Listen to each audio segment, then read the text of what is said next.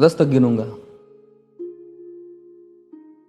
राम लिखते ही, पढ़ते ही, सुनते ही, देखते ही या दिखते ही मन में जो पहला विचार आता है उसे बांध कर रखिए। पूछूंगा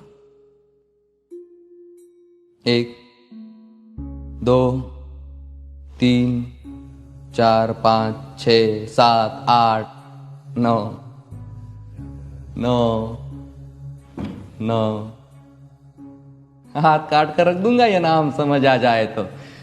कितनी दिक्कत होगी पता है राम समझ आ जाए तो।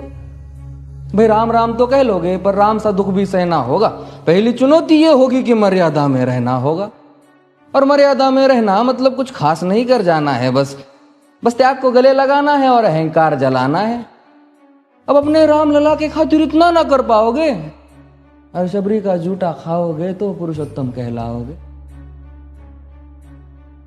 काम क्रोध के भीतर रहकर तुमको शीतल बनना होगा। बुद्ध भी जिसकी इच्छाओं में बैठे वैसा पीपल बनना होगा ये सब कुछ, और वो भी शून्य में रहकर प्यारे। तब ही तुमको पता चलेगा कि कितने अद्भुत राम हमारे। सोच रहे हो कौन हूं मैं? चलो बता ही देता हूं। तुमने ही तो नाम दिया था मैं पागल कहलाता हूं। नया नया हूं यहां पे तो ना पहले किसी को देखा है। वैसे तो हूं त्रेता से, मुझे कृष्ण किसी ने कलयुग भेजा है।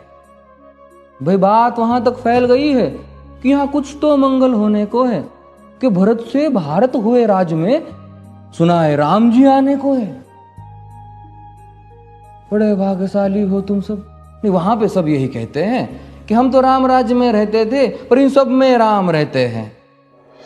यानी तुम सब में राम का अंश छुपा है। मतलब वो तुम में आते हैं रहने। सच है या फिर गलत खबर? अगर सच्ची है तो क्या कहने। तो सबको राम पता ही होगा, घर के बड़ों ने बताया होगा। तो बताओ फिर कि क्या है राम। बताओ फिर कि क्या है राम।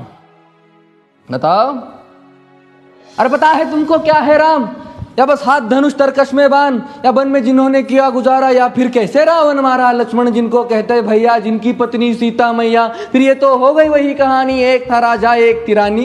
क्या सच में तुमको राम पता है? या वो भी आकर हम बताए? बड़े दिनों से हूं यहां पर, सब कुछ देख रहा हूं कब से। प्रभु से मिलने आया था मैं, उन्हें छोड़कर मिला हूं सबसे। एक बात कहूं अगर बुरा ना मानो, नहीं तुम तुरंत ही क्रोधित हो जाते हो। पूरी बात तो सुनते भी नहीं, सीधे घर पर आ जाते हो। ये तुम लोगों के नाम जपो में पहले सा आराम नहीं। ये तुम लोगों के नाम जपो में पहले सा आराम नहीं। इस जबरदस्ती के जय श्री राम में सब कुछ है, बस राम नहीं।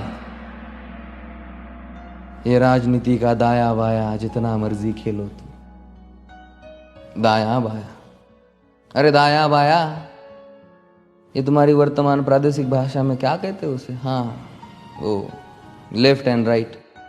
ये राजनीति का दाया बाया जितना मर्जी खेलो तुम चेतावनी को, लेकिन मेरी अपने जहन में डालो तुम। निजी स्वार्थ के खातिर अगर कोई राम नाम को गाता हो तो खबरदार अगर जुर्रत की और मेरे राम को बांटा तो।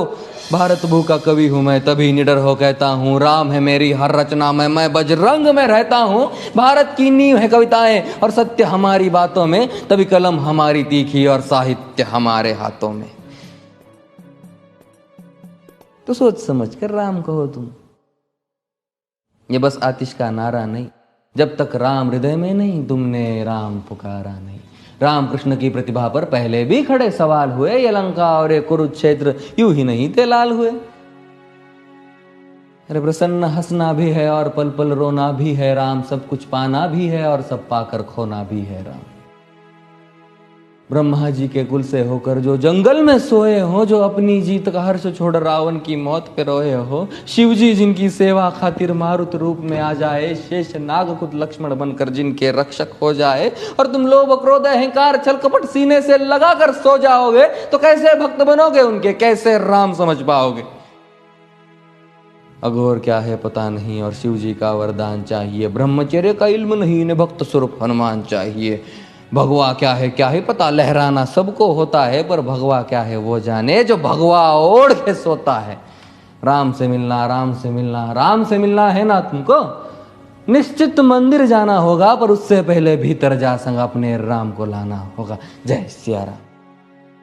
और हाँ, अवधपुरी का उत्सव है, कोई कसर नहीं, सब खूब मनाना। मेरे प्रभु है आने वाले, रथ को उनके खूब सजाना।